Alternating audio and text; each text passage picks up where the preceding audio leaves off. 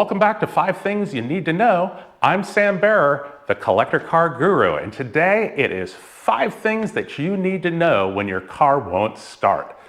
Don't forget to like, comment, and subscribe. So let's get into it.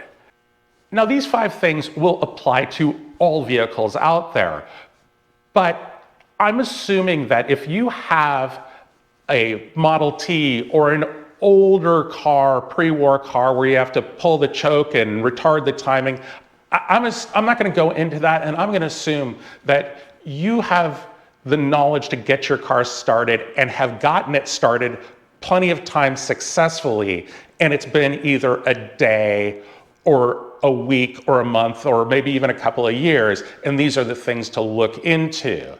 And obviously, a car with carburetors and a mechanical fuel pump will have different possibilities than a newer modern vehicle with computerized engine management and fuel injection.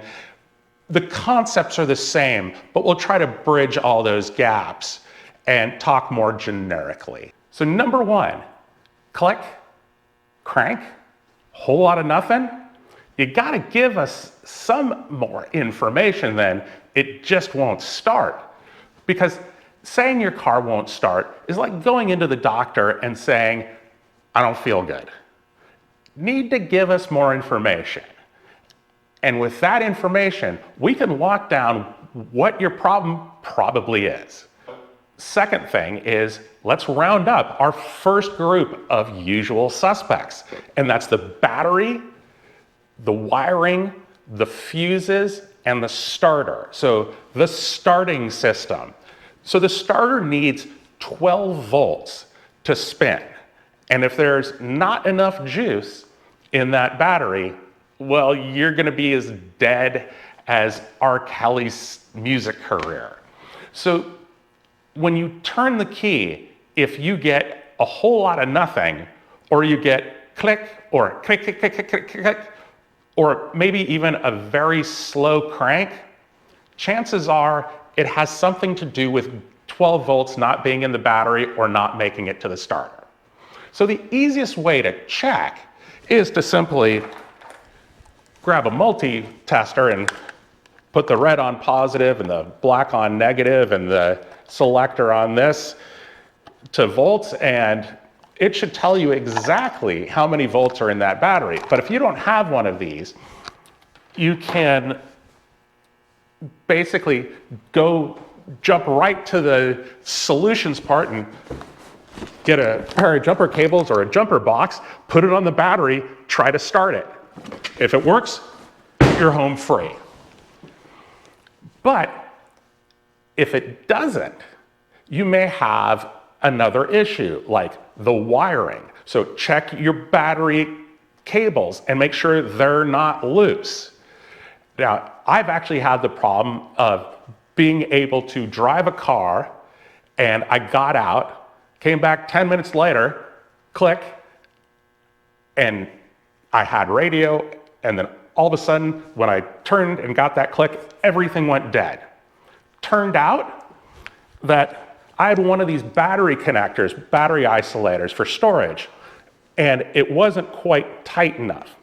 These things are terrible. If you have one, take them off your car, because it will reduce the amount of contact and they'll wiggle their way back, causing everything to heat up. And you can actually burn down your car with these things. So take them off, throw them away. But make sure your battery cables are tight.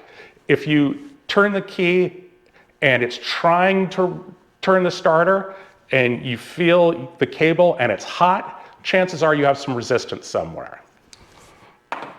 But that's not the only issue that it could be, because it could also have a battery with full 12 volts and absolutely no power to the car and tight battery cables. So that's a less usual suspect, but sometimes when you try to jump a car or you have a short somewhere that's intermittent, you can actually blow what's called a main fuse.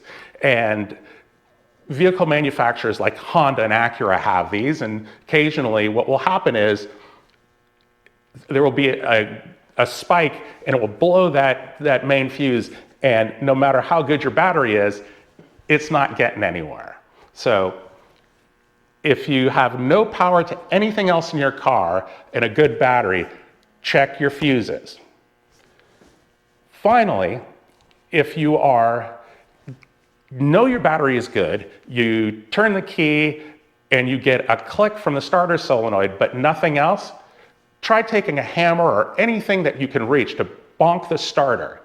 And bonk it a few times, and sometimes it's really hard on some cars because they're buried in the engine bay. But if you can get something down there, bonk it, and keep trying to start it. Turn the key, push the button. If it starts once okay, you need to replace your starter. So number 3 is the usual suspect of no fuel. See, if an engine is cranking over and you're still not getting it to fire, then you're missing fuel, or you're missing compression, or you're missing spark. So the easiest way to test if you're not getting fuel is to take a can of brake clean or starter fluid and pop off the hose after the air filter going into the intake and spray a little bit in and then hit start. Don't do it with a diesel. It's bad to do it with a diesel. But if the car starts momentarily, you know you're not getting fuel. And getting no fuel is a common issue with cars, especially classic cars, that have been stored for a long period of time. And you have to go through it systematically. Once you've determined you're not getting fuel, you want to make sure that the fuel pump is or is not working. With a mechanical fuel pump, it's relatively easy. You can actually just pull a hose and crank the car, and you'll see it shooting out. Now you can do that with a fuel injected unit or with a electric fuel pump car. But the easier way is simply to turn the car on to the run position and listen for a fuel pump whir. If you don't hear that whir, chances are your fuel pump is dead, or you're not getting power to the fuel pump due to a blown fuse or a bad relay. So check those out, and you may be able to just replace a fuse and get yourself back on the road. But do also remember that there are other things between your fuel pump and your engine, and those include fuel injectors for fuel injected vehicles. Those can become clogged. I've had cars that sat in storage for 3 years, and when they came out, couldn't get it started because the fuel injectors were all clogged, completely solid. Or if it's a carbureted vehicle, your needles can be stuck, or your floats can be stuck closing off the fuel to actually getting in and into the engine. So those are things that you have to look for. And of course, a totally clogged fuel filter. Although most cars and with most filters can get enough fuel to actually start the vehicle, even if the filter is pretty plugged. And number 4, it's the last of our usual suspects, and that's no spark. You can check no spark with an inline spark plug tester, or you can first look around and try to find the ignition coil and make sure something foolish like the plug that comes out of the center of the ignition coil hasn't fallen out. That's happened to me plenty of times with my 1929 Franklin. And depending on how old your car is, you could have corroded points or burned points, or a host of other issues that are preventing voltage from getting actually down to the coil and into your spark plugs. But you just got to start from the beginning, work to the end. Now, there's also the chance that your factory immobilizer, your alarm, is cutting power to the spark. Now, that gets into a whole can of worms. And if it's the case, you may be in for some really costly troubleshooting. So look online for your specific car and specific set of symptoms, and you might find there's an easy workaround, like a new key. Number 5, this is the group of rather unusual suspects. Number 1, I had a Jeep that I was getting out of storage for my brother-in-law, and over the course of a couple of years, the main ECU, the computer, it just fried. So no matter how long we cranked it, we couldn't get anything to go. We weren't getting spark and we weren't getting fuel because the computer itself wasn't sending signals for either.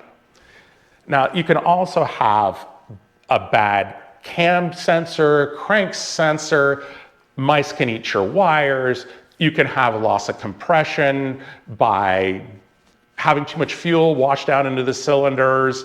There are a whole myriad of issues that could be, but the more recent that the car ran, the less probabilities that those unusual suspects are likely, because usually it's just a bad battery, or your battery cables are loose, or your starter's on the fritz. So those are 5 things you need to know when your car won't start.